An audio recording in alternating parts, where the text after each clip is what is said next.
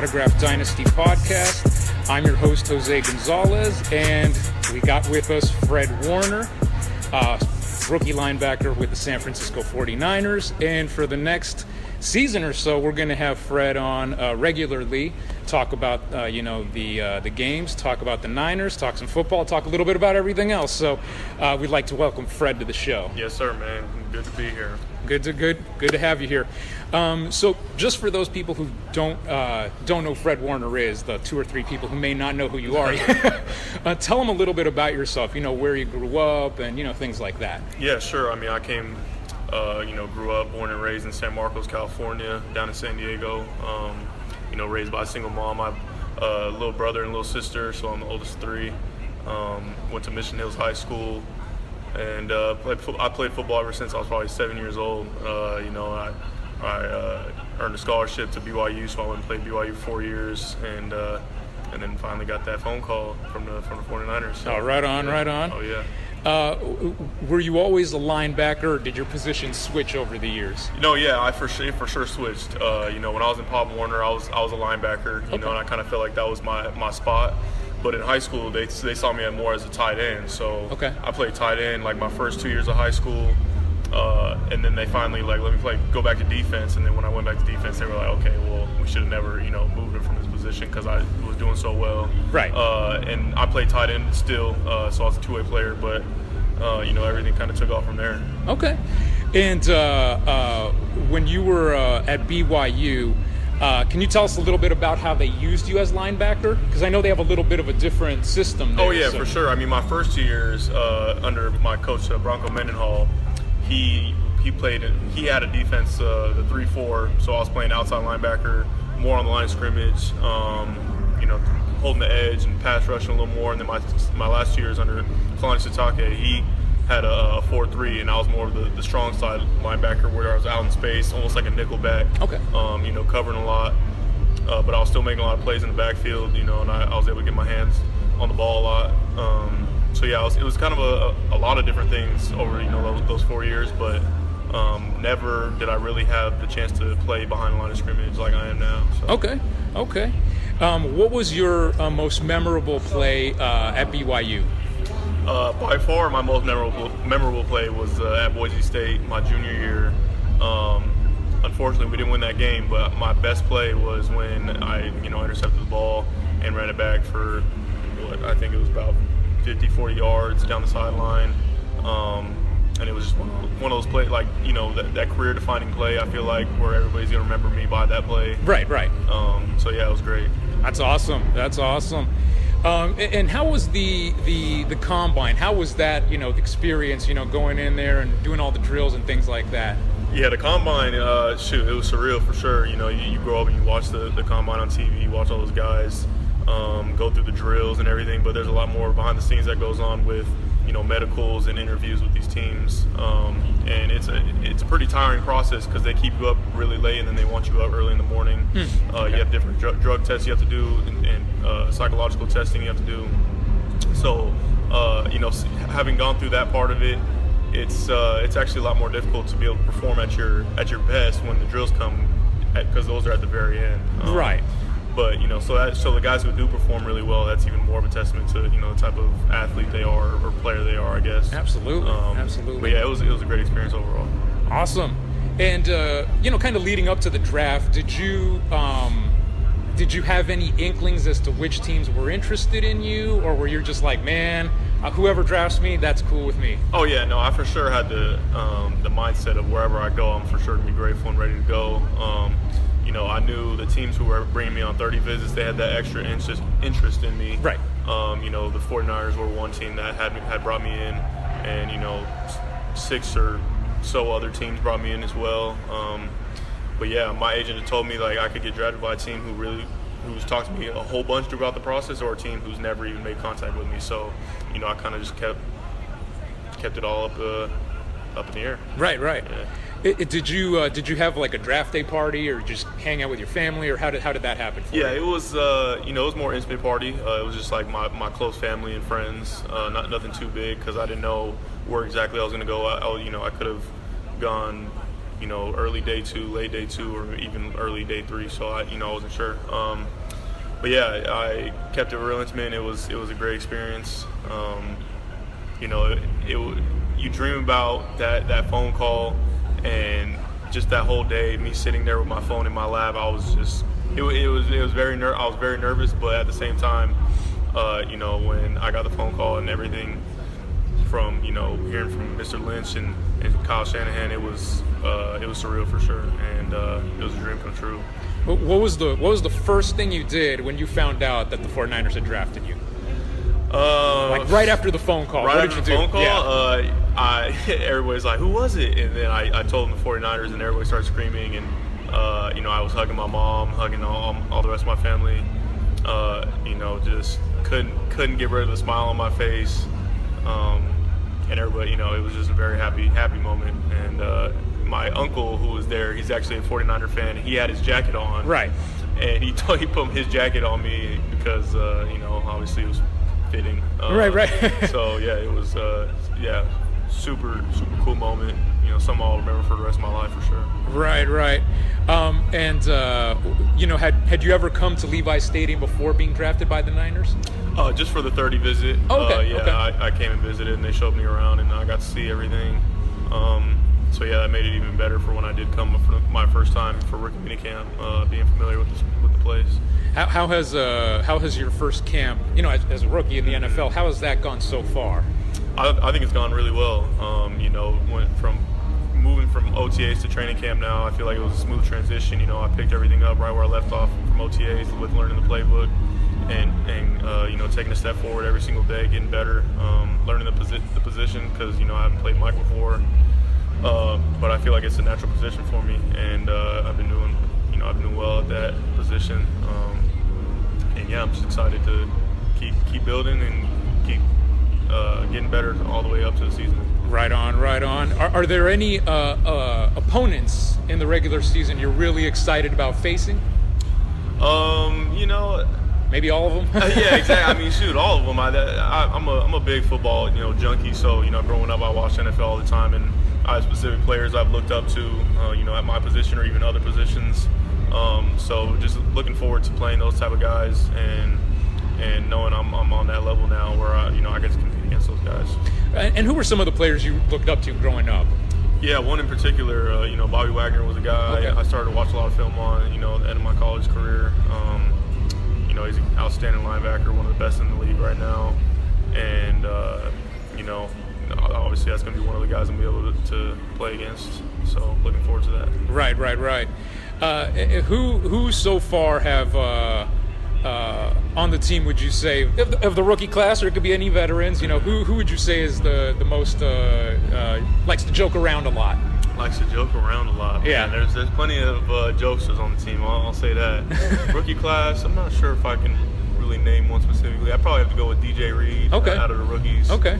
Yeah, he's gotten real comfortable now, so he's starting to come out of his shell a little bit. Okay. But other guys, we were talking about George Kittle. He's for sure a jokester. The whole tight end room is, to be honest. Okay. All those guys are pretty funny. But yeah, it's a good vibe on the team. It's great. Oh, that's awesome. Because and obviously the team's kind of on the upswing. With a lot of new additions last year and Jimmy Garoppolo coming on board.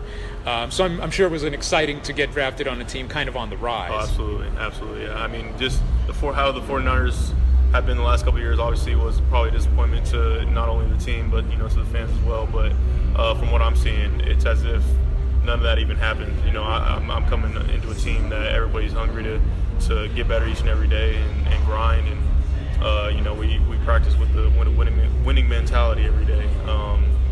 And so I'm just looking forward to the season. That's awesome. Yeah, I know getting ready for the season. I know it's coming up in a couple of weeks. And I think you guys are playing Minnesota in week 1? Yep, Minnesota Vikings. Yeah, it should be a good game. A good game. Just kind of switching gears here, just to get an idea. We know a lot of fans like to meet the players and things like that. What has been like maybe the strangest request you ever got from a fan? Like, can you sign, my shoe or my, cell phone case or something like that? Yeah. I mean, usually fans ask you to sign like different jerseys or shirts or something like that. But when fans ask you to sign like their actual body part, like an arm or right, or something like that, or even their forehead or something like, because people, you think it's a joke, but they actually do ask for that. So right. That's pretty funny. I think that's probably the craziest thing I've been asked to sign. Okay. Yeah, no, that would be an interesting one, right? Yeah. That would be an interesting one right there. And just outside of football, what are your, some of your interests?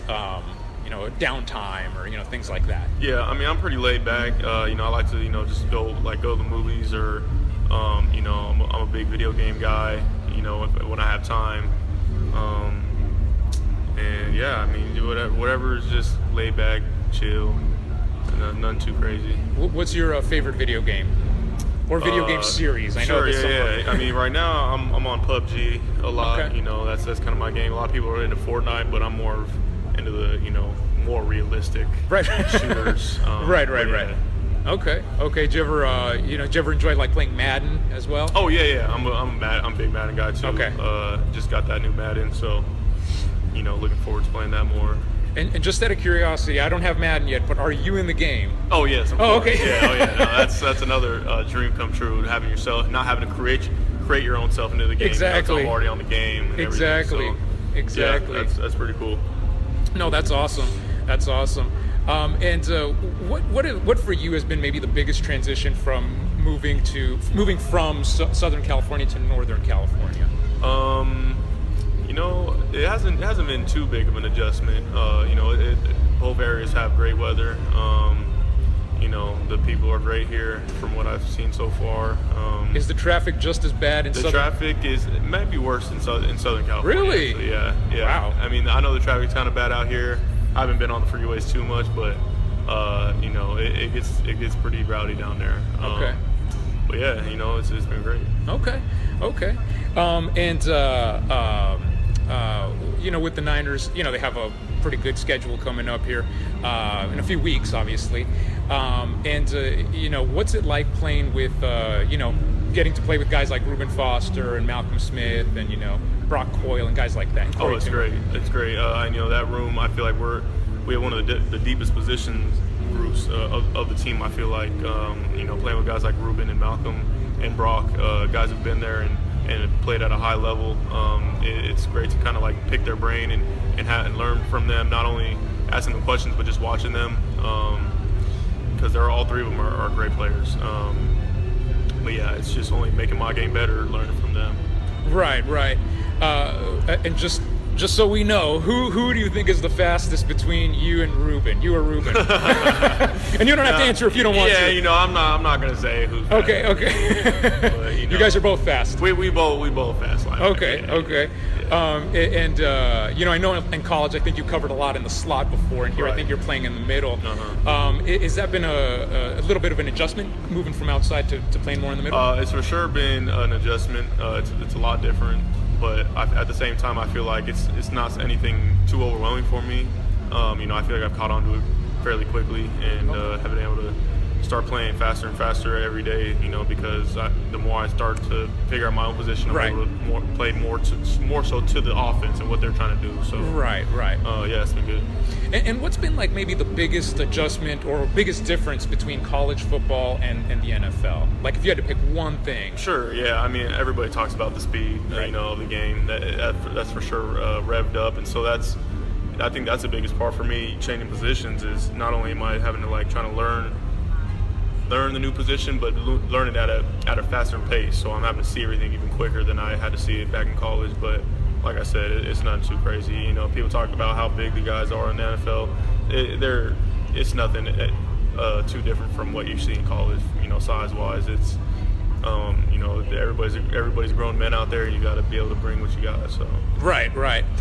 And for kind of maybe younger players, high school, college, what is maybe the best advice you could give to someone about pursuing going forward and playing college football, things like that? Absolutely. I think the biggest thing is to be different, and when I say that, it's doing the things that not everybody else wants to do.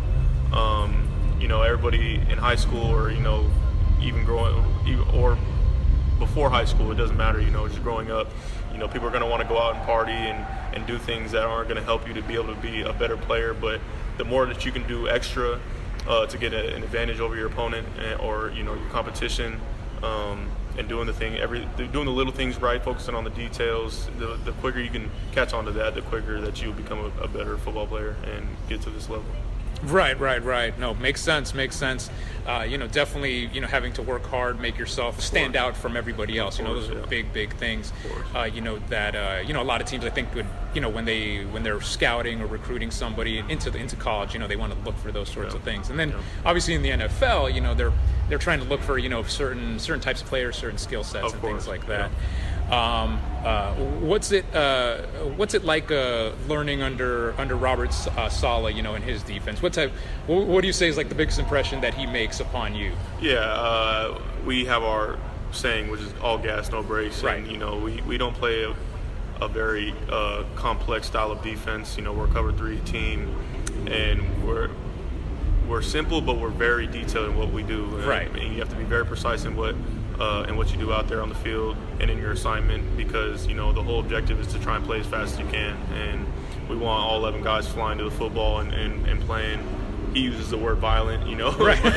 But yeah, we just want a lot of guys who are out there trying to get the ball back for the offense and fly around. So that's the biggest thing I've gotten from it. Oh, okay.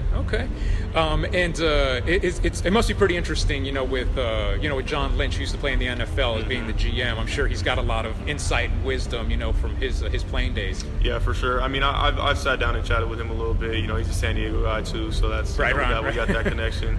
And they've actually played a highlight in front of the team of his highlights from back when he was playing in the league. But you know, he was a physical player, and that dude played with a lot of effort. And you know, he's talked about how, you know, the things that you do, you know, in the dark, that's what's going to separate you when it comes, you know, time to turn on the light. So, you know, I for sure look up to that guy a lot just from what he's been able to do. Right.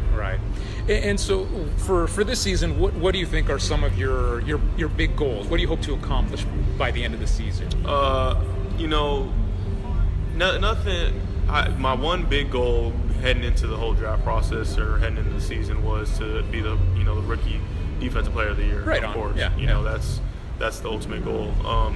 As for like all the stats and all that other stuff, I'm trying not to focus on that part too much. You know, I feel like everything will kind of fall into place when I do the things I'm supposed to do, which is, you know, continue to grind and work hard at my craft, and earn the trust of not only the coaches but my teammates, and just go out there and play ball. Right on.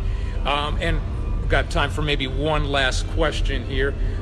We actually don't have a name for the podcast yet. Oh, really? So what, if you had to pick right now, off the top of your head, like what would you name it? Yeah. For your podcast this year. My podcast, this is subject to change. Yeah, just be great, or, you know, some greatness, something like that. Okay. You know, I'm always about, you know, trying to strive for greatness, and just I think that's one of like LeBron's like models or slogans, something like that. But you know, striving for greatness. That's what I'm about. I like it. We may have to go with that. Fred Warner's podcast, Striving for Greatness, something like that. Something like that. Yeah, that works. So we want to thank Fred for sitting down with us to talk a little bit, and you'll hear from Fred throughout the season. You know, we'll have a podcast with him regularly. We'll you know, throughout the season, we'll probably talk a little bit more about the games and things like that. You know, a couple of other things that may come up, you know, in Fred's time during the season. So we will talk to everyone on the next podcast.